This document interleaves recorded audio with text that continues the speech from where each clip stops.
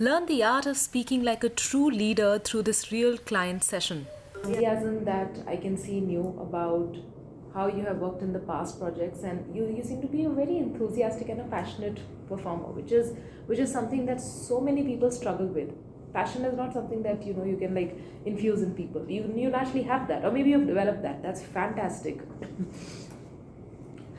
However, as you rightly mentioned, one area that we must work on together is when you are sharing your story, you need to first build your story visually in your head. And maybe that's for all of you also here.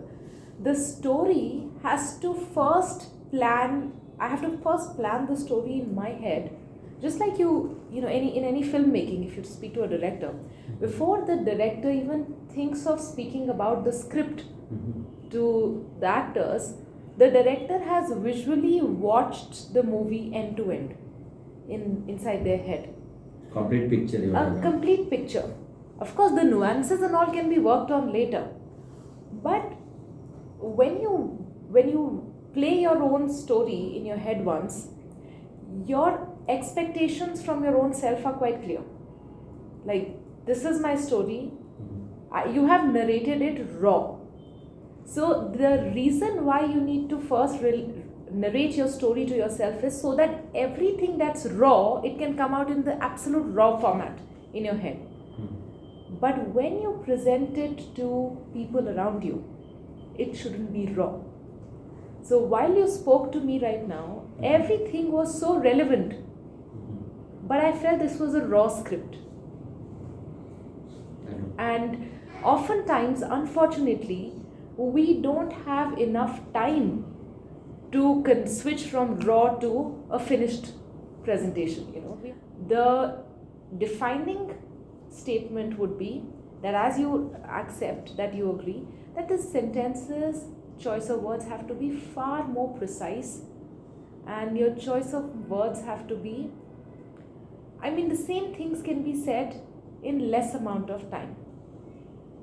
If I have 5 examples to share, I should have all the 5 in my head because that's the story I've told myself. But let me see if I can club 2. I shouldn't even once have to look at my watch, or I shouldn't have to look at the clock and say, oh, he's elaborating too much. In fact, I should be the one saying, hey, how about your other experiences? Do you want to speak about those also?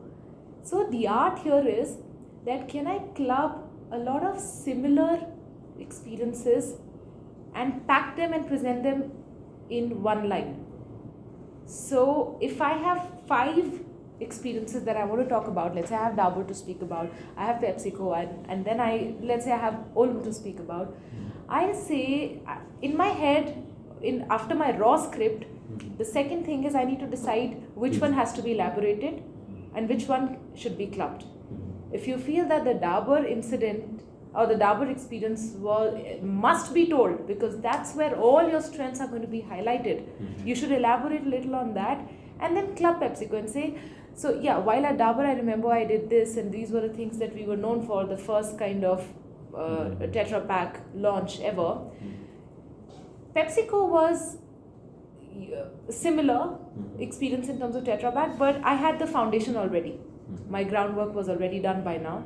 So all we had to do was think about bring in the authenticity factor. So 100% was the authenticity factor that gave us an entry into the market. So things like that, now you're connecting your experiences. It's always a good idea to elaborate more on your current space. If you also look at a resume or a CV, we always start with the recent one. Because that's where your energies are and that's what people are interested most in. So, you have to show me the trailer. Your elevator speech, your introduction has to be the trailer. But here, you laid out everything like the entire movie was out. Maybe because it was raw.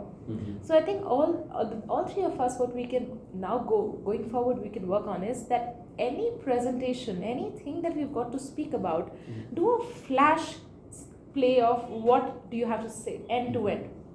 And then you'll see the raw script and then decide do the editing. Here the editing work is not happening. And the editing work is the most crucial. That differentiates a good speaker from an average speaker. That's the only thing. A good speaker just does the editing work very well. In fact, that's true for anything, whether it's filmmaking or if it's speaking. The editing work is the main, because that shows the finish and the packaging.